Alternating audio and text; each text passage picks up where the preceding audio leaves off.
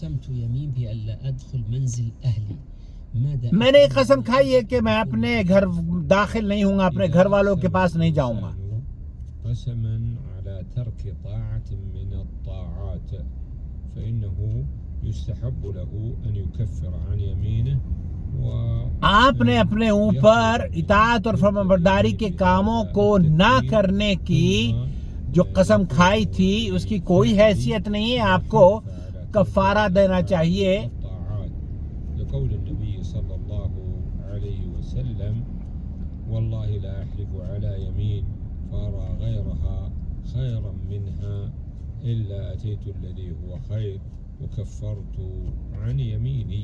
وكفرت عن يميني فإنه يكفر عن يمينه بإطعام 10 مساكين. قسم کا کفارہ يكون حينئذ 10 مسکینوں کا کھانا کھلانا ہے. آپ اگر کوئی قسم کھا لیتے ہیں اور اسے پورا نہیں کرتے، اور خاص طور پر ایسی قسم کہ نیکی کا کام میں نہیں کروں گا، تو اس سے تو آپ کو چھٹکارا پا لینا چاہیے قسم کا کفارہ دے کر 10 مسکینوں کو کھانا کھلا کر.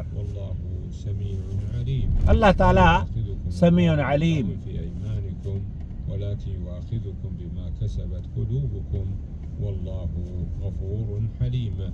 ولذلك عليك أن تتقرب إلى الله بإخراج كفارة اليمين. آپ اللہ کا تقرب حاصل کرنے کے لیے جو قسم آپ نے کھائی ہے اس کا کفارہ دیجئے تاکہ آپ بری الذمہ ہو جائیں. آمین اللہم آمین. اللہ تعالیٰ آپ کے ہر کام میں برکت توفیق سے نوازے اور آپ کے کاموں میں آسانیاں فرمائے.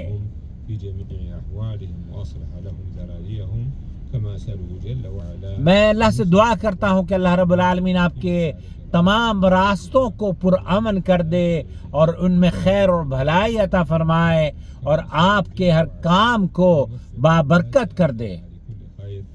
يبارك فيهم وأن يسعدهم في دنياهم وأخراهم وأن يجزيهم خير الجزاء. آمین. هذا والله أعلم.